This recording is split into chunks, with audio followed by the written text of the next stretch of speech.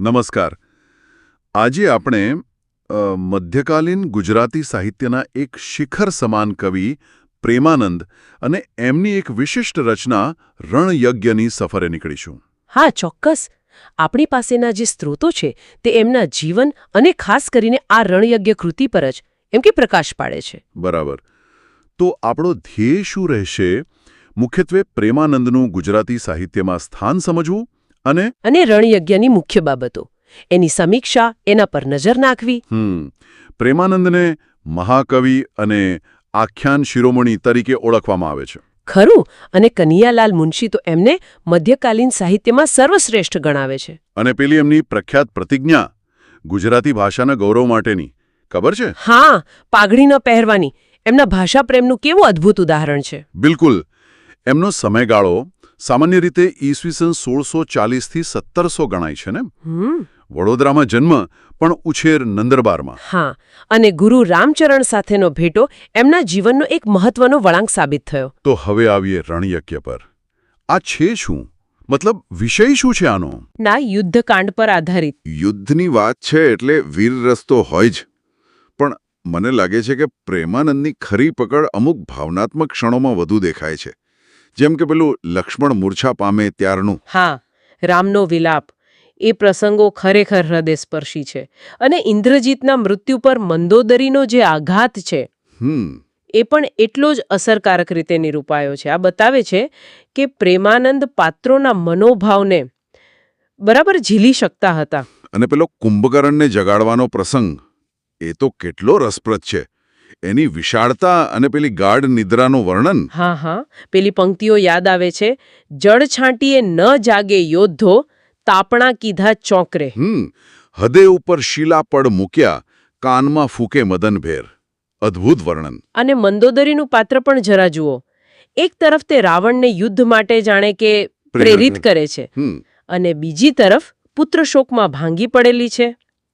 અને પેલું વાનરો જ્યારે એની છેડતી કરે છે ત્યારની એની પ્રતિક્રિયા. આજનો દાડો લાગે મને ધૂંધળો. બરાબર. એના આંતરિક સંઘર્ષને વ્યક્ત કરે છે.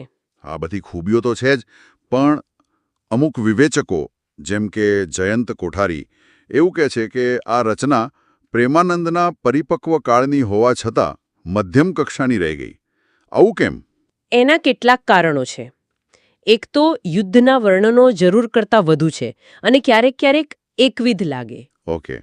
બીજું, પાત્રાલેખનમાં થોડી શું કહેવાય અસંગતતા જોવા મળે છે. જેમ કે રામનું પાત્ર. હા, એમને વારંવાર જાણે નિર્બળ અને બહુ જ ભાવુક બતાવ્યા છે. એ થોડું અતિશયોક્તિ ભર્યું લાગે. અને રાવણના પાત્રમાં પણ જુઓ, સીતા અને પાછી રામના હાથે મરવાની ઈચ્છા. આ બધું થોડું ગૂંચવણ નથી લાગતું? ચોક્કસપણે. અને એનાથી કથાની જે ગંભીરતા હોવી જોઈએ એને ક્યાંક અસર પહોંચે છે. પાત્રો સ્થૂળ લાગે છે. અને હાસ્ય નિરૂપણ વિશે શું? હાસ્ય પણ ઘણીવાર વિવેચકોના મતે સ્થૂળ કોટીનું છે. પેલો અર્જુનીઓ, બાહુકીઓ જેવા શબ્દો. હા, સમજાયું. અને કુંભકર્ણનો ભક્તિથી જાગવું અને પછી તરત ભોજનની વાત કરવી એ પણ થોડું બંધબેસતું નથી લાગતું. એટલે વીરરસના નિરૂપણ પણ પાછા ફરીએ તો એ શબ્દાળુ અને પરંપરાગત છે એમ કહેવાય છે. પેલું કાનડદે પ્રબંધ જેવું મહાકાવ્યોચિત ઊંડાણ નથી. હા, એવું કહી શકાય. નવલરામ પંડ્યાએ ભલે પ્રેમાનંદને રસ નિરૂપણના સ્વામી કહ્યા હોય, પણ રણયજ્ઞમાં વીર રસનું નિરૂપણ કદાચ એમની બીજી કૃતિઓ જેટલું પ્રભાવી નથી. એટલે જ કરુણ રસના પ્રસંગો વધુ અસરકારક લાગે છે. જેમ કે રામનો વિલાપ કે મંદોદરીનો શોક. બરાબર. એ પ્રસંગો વધુ હૃદયસ્પર્શી બન્યા છે. તો સારાંશ એવો નીકળે કે પ્રેમાનંદ ગુજરાતી સાહિત્યના એક મહાન સ્તંભ તો છે જ. રણયજ્ઞ એમની પ્રતિભાની ઝલક આપે છે. ખાસ કરીને ભાવનાત્મક ઊંડાણ અને પાત્ર નિરૂપણની ક્ષમતા દેખાય છે. હા, પણ સાથે સાથે કથાવસ્તુની ગૂંથણી અને અમુક રસના નિરૂપણમાં, ખાસ તો વીર રસમાં, કેટલીક મર્યાદાઓ પણ સ્પષ્ટ છે. બરાબર.